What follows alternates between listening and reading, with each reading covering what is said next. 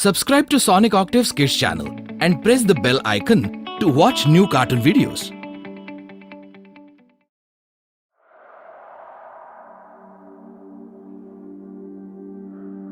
The name of the story is The Night Trail.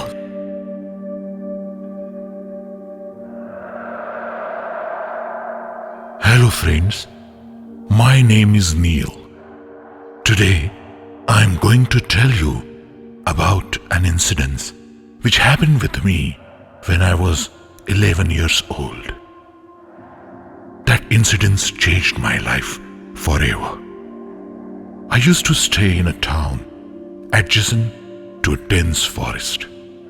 My house was on the outskirts of the town and very close to the forest. My school was in the heart of the town. There were two ways to go to my school. One was through the town, which was a long route, and the other was through the woods, which was a shortcut. There was a trail in the woods which people used for their morning walk, and also they took that same trail to get across to the other end of the town. Even during the day, though pleasant, it was a lonely walk across the woods. Since it used to be pitch dark at night, people used to avoid taking that route at night. Once, during the winters, I got to stay back in my school for preparing for our school's annual day. After finishing my final practice, I left for my home, and since it was already late, I chose to take the shortcut. I started walking towards the woods.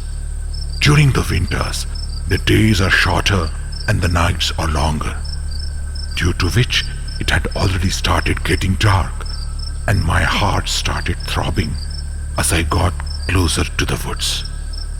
By the time I entered the woods, it was already dark. The entire moment was really scary. The crickets were shouting loudly. I was hearing the sound of coyotes from a distance. I quickly got onto the trail leading to my house. As I was walking on the trail, the sound of dry leaves crackling under my shoes were making me nervous. The trail was covered by the dry leaves as it was winter season, and so the trail was hardly visible. It was my bad luck that it was half moon that night, and that was the only light in which I was able to see the trail. The occasional appearance of the fireflies kept me company along the path. I was walking on the trail by sheer judgment. I was in the middle of the woods, and suddenly I heard the sound of footsteps of someone at a distance. I got really scared at that time and stepped up my speed. As I stepped up my speed, the speed of the other footsteps got stepped up too. I shouted and asked, Who is this? Who is this? Anyone here? but there was no response. I could only hear some odd sounds coming out from there. I thought, I am spotted by a wild animal, and there is a chance that the animal might come to me and attack me. I was thinking of running, but then the trail was very difficult to trace in the dark, and I did not want to lose my way in that dark night. So I started walking as fast as I could. The sound of the other footsteps started coming closer and closer. My heart started pounding with fear. I kept on walking faster, though I was getting really breathless. At one moment, as I looked back, I saw a white figure, upright like some human form. I was completely scared.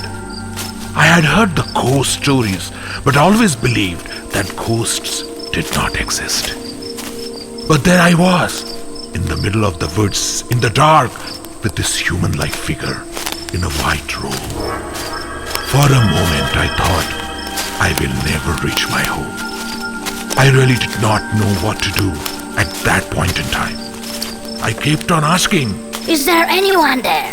Is there anyone around? Can you hear me?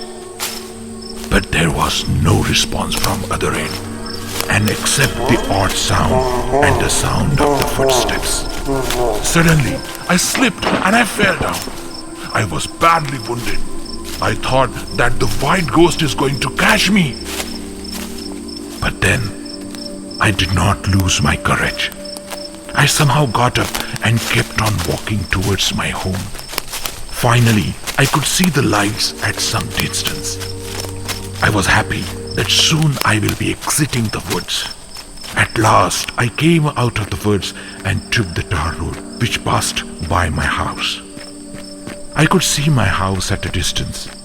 I immediately increased my speed and reached home. I was really afraid of the entire incident. I went into my bedroom and locked the door from inside. I made sure that all my windows are properly closed. I don't even remember when I went to sleep. Even in my dream, I could see that white ghost. Next morning, when I got up, I came into my living room and I was scared to see someone sitting on the sofa wearing the same white robe. Somehow I gathered courage and went closer.